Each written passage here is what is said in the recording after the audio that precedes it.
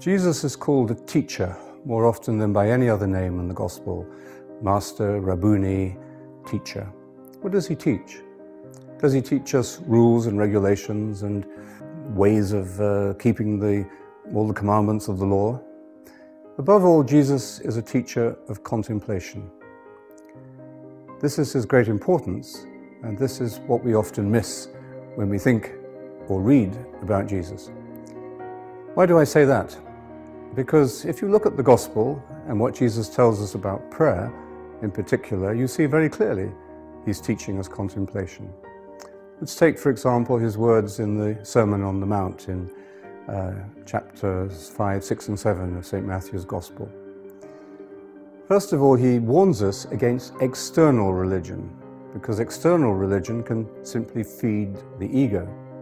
So he says, don't stand on the street corners trying to attract people's attention and feed your fame or your reputation or the way other people see you. But he says, when you pray, go into your inner room and pray to your Heavenly Father who is in that secret place. The word secret means mystery, a mysterious place. And what we learn from meditation is that we are a mystery to ourselves. God is a mystery, but the depths of our own being open us to that mystery of self, which opens up into the mystery of God.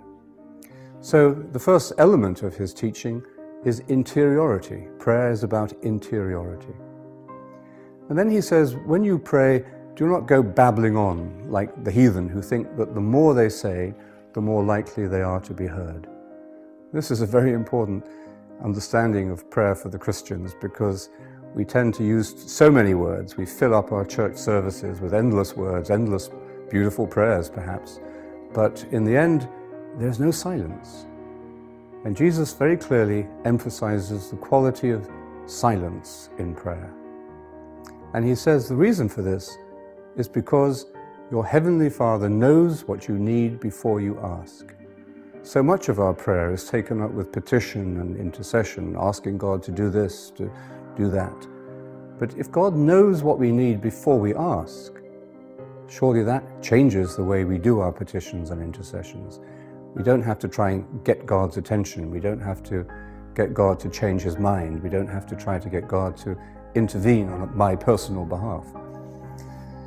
God knows what we need before we ask. That gives us tremendous trust to be still, to be in the present moment, not to try and get God's attention, but to realize that it is we who have to learn to pay attention, that God is paying attention to us already.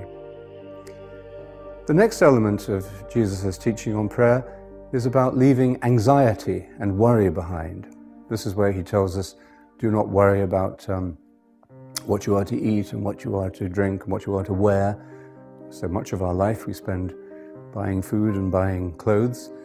But he says, don't become unduly, he's not saying we shouldn't be concerned about our physical well-being, or that we shouldn't be concerned about the needs of others less well off than ourselves. But he's saying, don't get caught up in the consumer madness where you are simply lusting after the next product or concerned because you haven't got the latest fashion. He's telling us, look at the beauty of the world that you live in, the beauty of the flowers of the field, the birds of the air. And by contemplating the beauty that we are part of in the natural world, we can find ourselves in a much more peaceful place, free from being driven and ravaged by our desires. And then he tells us, be mindful. Set your mind on God's kingdom. That means ultimate reality before everything else. And everything else will come to you in due course. Mindfulness, not jumping from one thought to the other, one action to the other without being aware of what we're doing, without any peaceful or mindful attention or transition. Being mindful is what prayer is about. And finally, he tells us, be in the present moment. Don't worry about tomorrow. Being in the present moment, being mindful, letting go of our worries and fears and anxieties at the time of prayer, moving beyond words into a trusting, loving attention, and finding that place of interiority where our heart is open to the mystery of God within us. That's what Jesus' teaching on prayer is about. How do we put that teaching on contemplation into practice? Meditation is the way that we receive the gift of contemplation.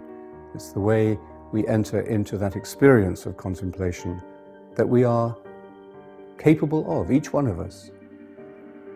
If you meditate with a child of 6 years old, you realize how simple and how natural meditation is. And so learning to meditate is learning to be.